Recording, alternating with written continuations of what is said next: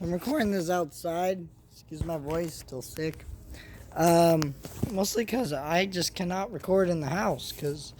Um, so we've done things to accommodate the lack of air conditioning, and there's fan blowing and crap, and which is nice.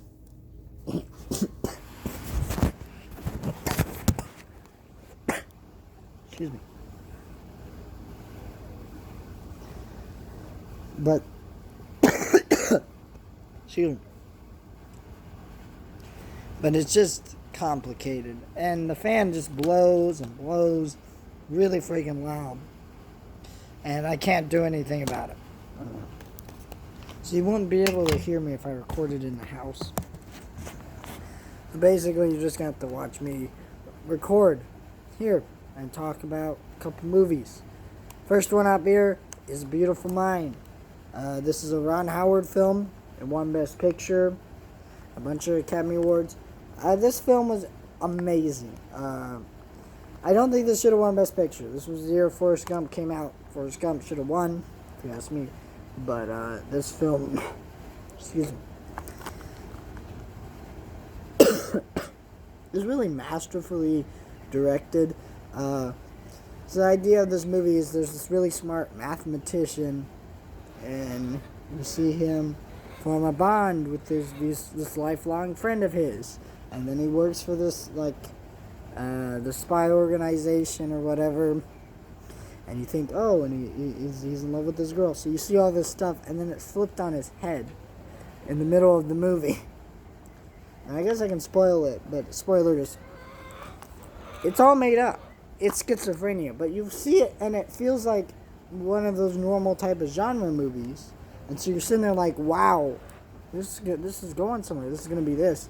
And then it's turned into this, like, drama about schizophrenia, and it's all being in his head, and it does things with your mind. It's terrible. It's horrible to watch. It's not fun. But it's so well directed, and it's so well put together. The performances are fantastic, and the idea of this type of movie is actually brilliant, because there are people who get schizophrenia, and before they get schizophrenia, they are intelligent, brilliant people. And all that just goes away, because this illness, this mental illness, takes hold of them. Because people with schizophrenia usually don't just have schizophrenia from the moment they're born. It's a thing that just somehow just takes hold of you. It's very hard to describe, but it's really fascinating, this movie, and I love it. I found out for $2 at Goodwill. Can you believe that? Another film found for $2 at Goodwill. Man on Fire. This stars Denzel Washington. I think this movie's too fastly edited, but it's this cool action movie, I guess. It's kind of a miserable movie about, Denzel Washington, losing hope.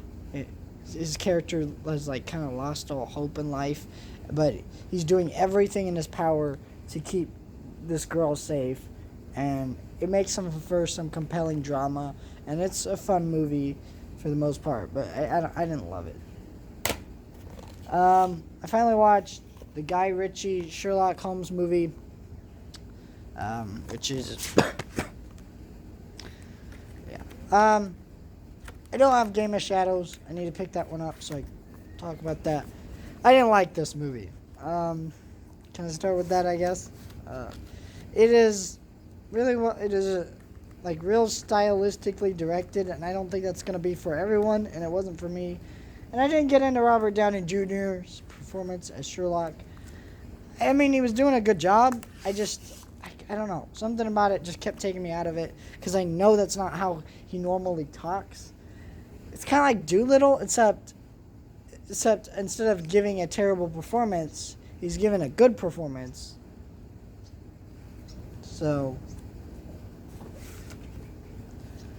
yeah, I enjoyed that. I enjoyed the movie, I guess, but I don't know. I don't think it's one I really love or will watch again. But I will keep it because it is a good movie, and maybe I will watch it again, or maybe I'll change my mind on it. I'm not sure, but I think just this watch didn't sell me on it. So that's it. Those are the 3 movies I watched. Highly recommend them. I guess Beautiful Mind is the one I recommend the most. Definitely check that out.